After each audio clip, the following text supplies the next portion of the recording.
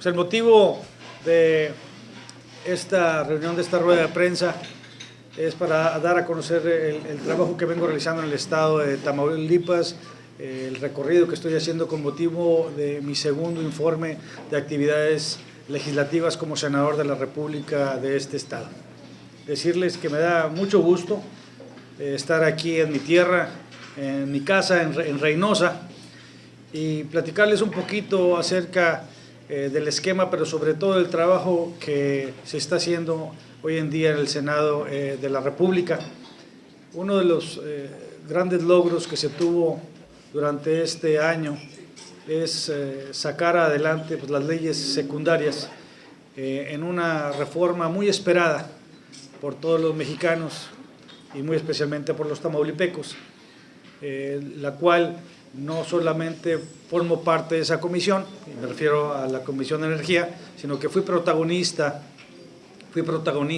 en la redacción de esta misma, y me refiero a las leyes secundarias de la reforma energética, que sin temor a equivocarme, esta reforma tendrá un fuerte impacto muy positivo en el estado de Tamaulipas, al grado que me atrevo a decir que será de los estados más beneficiados en el país, toda vez que aquí se encuentra uno de los yacimientos más grandes de gas lutitas y de petróleo lutitas, como también los yacimientos que se encontraron durante el gobierno del presidente Felipe Calderón, en aguas profundas y ultraprofundas, los yacimientos Tron y Supremo, a escasos kilómetros de la costa de Matamoros, y que de igual manera generarán un fuerte impacto económico en el estado de Tamaulipas.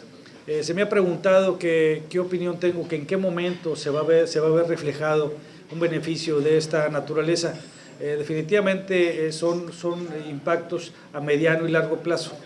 Sin embargo, estaremos ya viendo movimientos importantes, especialmente en el mes de febrero y marzo, que se estarán llevando a cabo las licitaciones para lo que se le llama Ronda 1, que tiene contemplado áreas en el estado de Tamaulipas, y que no solamente Petróleos Mexicanos tendrán la oportunidad de poder participar, sino las empresas privadas, para poder explotar y extraer los hidrocarburos del subsuelo. Tuvimos la precaución que cuando se hizo la reforma constitucional en materia energética, en uno de los transitorios plasmamos el hecho de que cuando se hagan estas licitaciones no solamente contemple el contenido nacional. ¿Qué quiere decir con esto?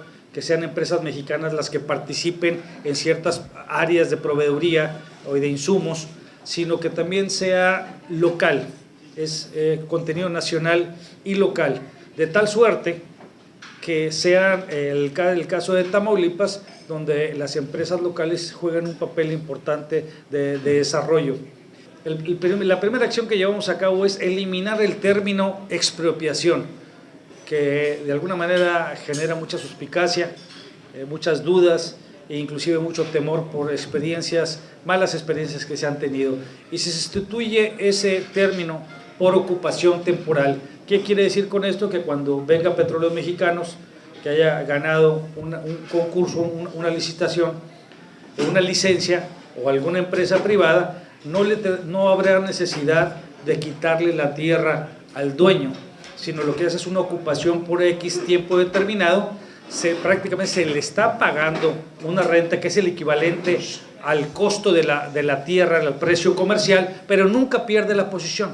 Para tales efectos, lo que se logró es que los dueños de la tierra puedan obtener hasta un 2% de las utilidades que tengan estas empresas previo al pago de impuestos cuando sea petróleo, y hasta el 3% cuando sea gas.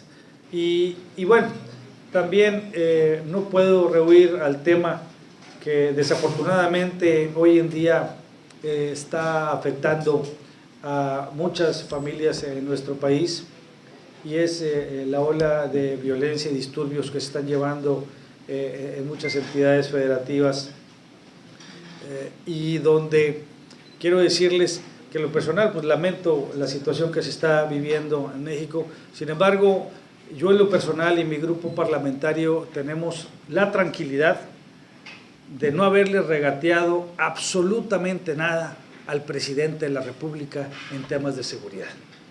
Al grado que cuando inició este gobierno, el presidente de la República quiso modificar o modificó la estructura de gobierno en el tema de seguridad.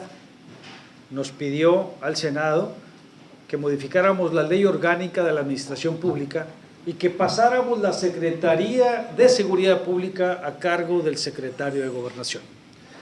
Tengo la tranquilidad, mas no es consuelo, y sí quiero aclararlo, en haber subido a tribuna, y algunos de ustedes han de recordar, en el mes de abril, donde subí a tribuna y a través de un punto de acuerdo, donde exhortaba al gobierno del estado de Tamaulipas y al gobierno federal que implementara una estrategia de seguridad urgente para el estado de Tamaulipas.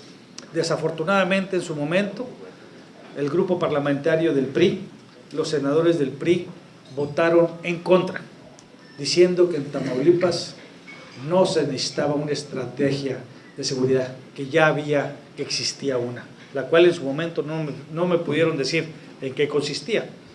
2 meses después, acertadamente el gobierno federal implementa una estrategia de seguridad de la cual ustedes tienen conocimiento, en la cual en su momento aplaudí, pero señalé que consideraba que no estaba completa, que no era una estrategia integral. Una estrategia integral va más allá de ir hacer el combate directo al crimen organizado.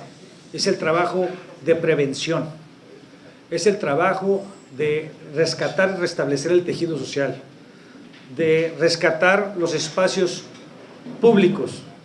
El trabajo de una estrategia integral va de la mano con un trabajo de inteligencia, pero sobre todo asegurarse que los 3 órdenes de gobierno trabajen en el mismo sentido. Y lo más importante, una estrategia integral tiene que incluir a los sectores productivos, a las cámaras, a las asociaciones civiles, aquellos que hoy en día están siendo afectados, para que ellos hagan la evaluación en torno a si la estrategia funciona o no. ¿Por qué hago mención de esto? Porque ya existe una estrategia que se aplicó con esas características y que fue sumamente exitosa, que fue la estrategia de Todos Somos Juárez. Ya lo anunció el señor presidente, de que será el estado de Tamaulipas, al igual que Guerrero, Michoacán y Jalisco, los que se van a reforzar la seguridad en esas entidades federativas. Y eso me da pie a hacer mención de que en los pasados días el Ejecutivo Federal dio a conocer un pronunciamiento en torno a los hechos de violencia que se están viviendo en nuestro país y que fueron consecuencia del desastre que se dio o los asesinatos que se dieron en Ayotzinapa y que fueron producto de irresponsabilidades de los gobiernos y que por tales efectos el país ya no podía seguir así, hizo un planteamiento de 10 puntos. Casualmente son los mismos que el presidente o expresidente de la República, Felipe Calderón, pidió en el 2008. Les pidió a la CONAGO, al grupo de gobernadores, necesitamos un mando único.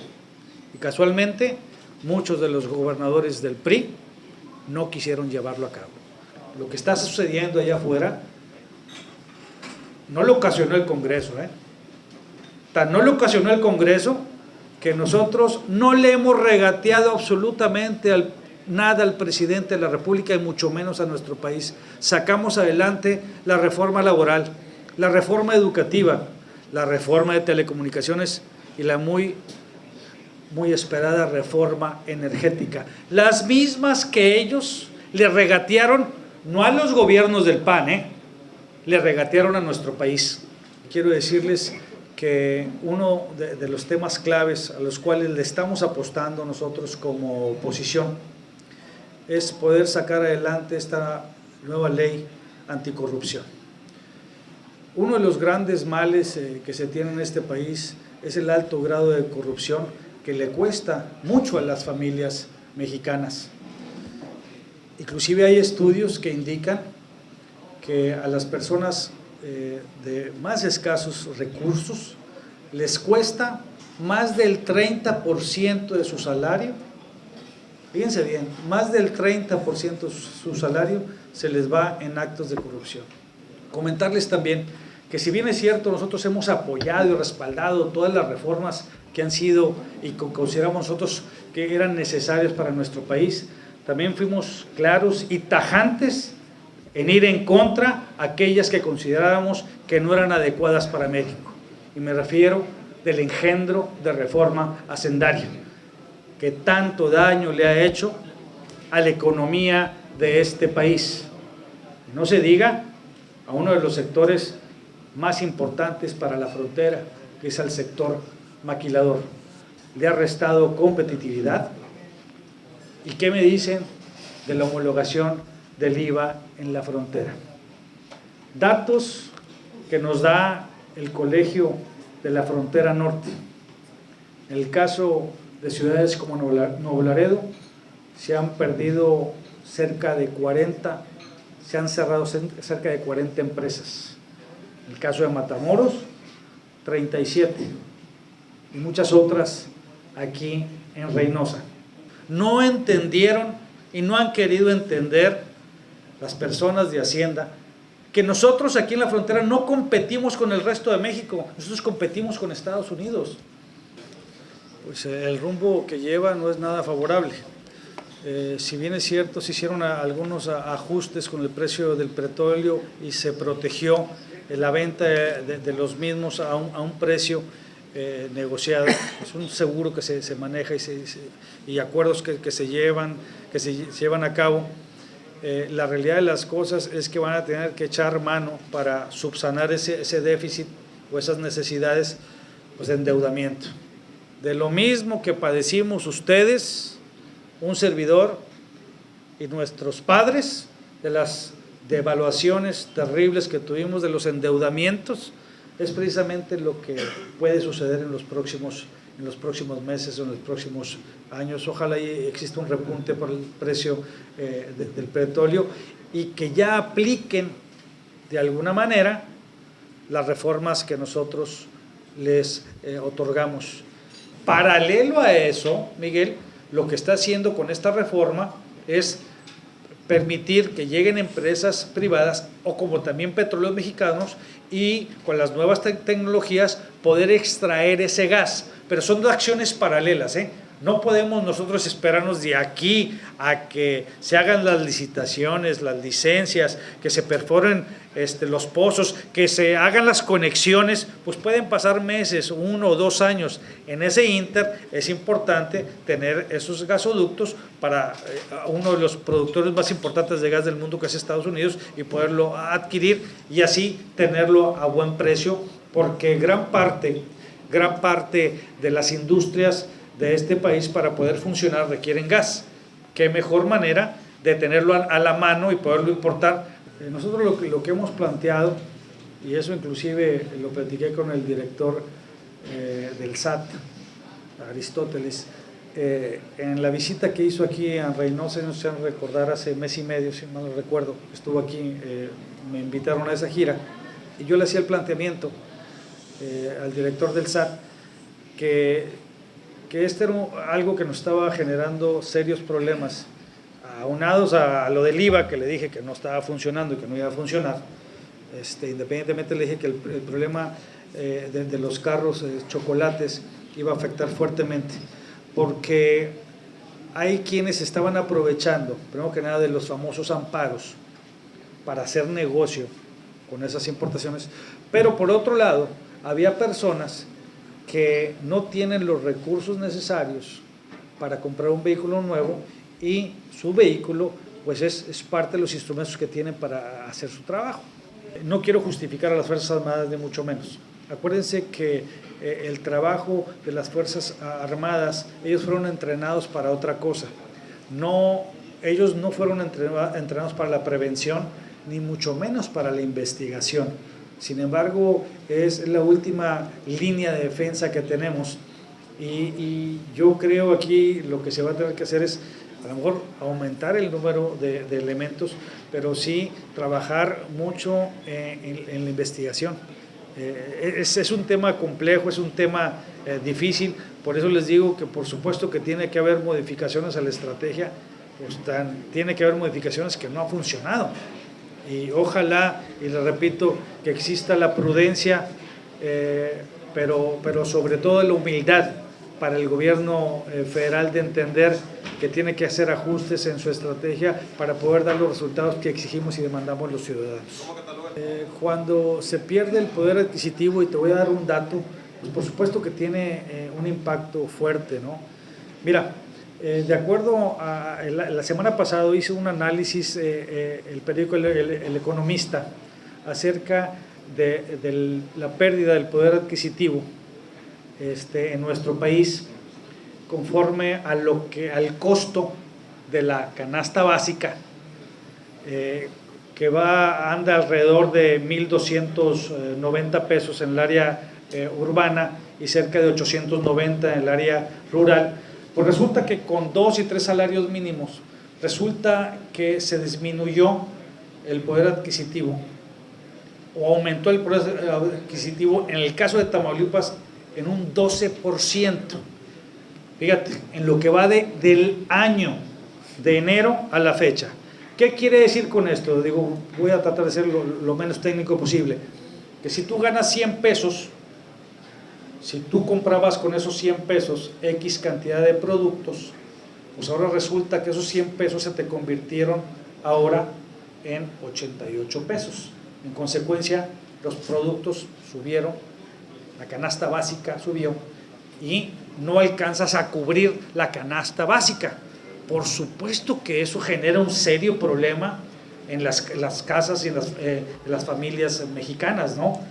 Con el simple hecho de no poder comprar lo básico para tus hijos, para alimentarlos. Eso aunado a una serie de acciones que por otro lado vemos actos de corrupción, que no se esclarecen, temas muy delicados como la Casa Blanca, lo del tren, entre muchos otros. Por supuesto que se está generando un caldo de cultivo que se tiene que frenar. Se tiene que frenar ¿cómo? Llevando a cabo acciones, esclareciendo hechos y generando la confianza o restituir esa confianza que desafortunadamente se está perdiendo. Mira, de entrada comentar de cómo me visualizo yo, pues como lo estoy haciendo ahorita, yo haciendo mi trabajo legislativo, lo que estoy haciendo, recorriendo el estado, informando, porque miren, yo no estoy engañando a nadie, eso lo dije en campaña. Les dije que iba a sacar adelante, iba a apoyar la reforma energética, que no iba a titubear con los temas de inseguridad y que iba a recorrer el estado a informar. Entonces, por ahí que andan unos de que, oye, ¿qué anda haciendo y qué no anda haciendo? Oye, si no hago, ¿por qué no hago? Y que si hago, ¿por qué hago? Pero bueno, al final del día yo estoy haciendo y no estoy sorprendiendo a nadie, y la gente me apoyó y me respaldó y por eso estoy aquí. Estoy cumpliendo ese compromiso. En lo que se avecina de mi partido, por supuesto que es importante, el cambio de una dirigencia estatal es sumamente importante para poder tener un partido sólido, un partido fuerte, un partido congruente, un partido que se comporte como una verdadera oposición y que pueda ganarse la confianza de la ciudadanía para los próximos procesos del 2015. Y en lo que se refiere a la participación de aquí del regidor o cualquier otro, pues es una decisión que ellos en su momento estarán tomando y será la militancia de mi partido la que determine quiénes van a ocupar esas candidaturas, tanto mujeres como hombres. Lo que sí les puedo yo anticipar es que ahí voy a estar ahí apoyando y respaldando a las candidatas y a los candidatos de Acción Nacional.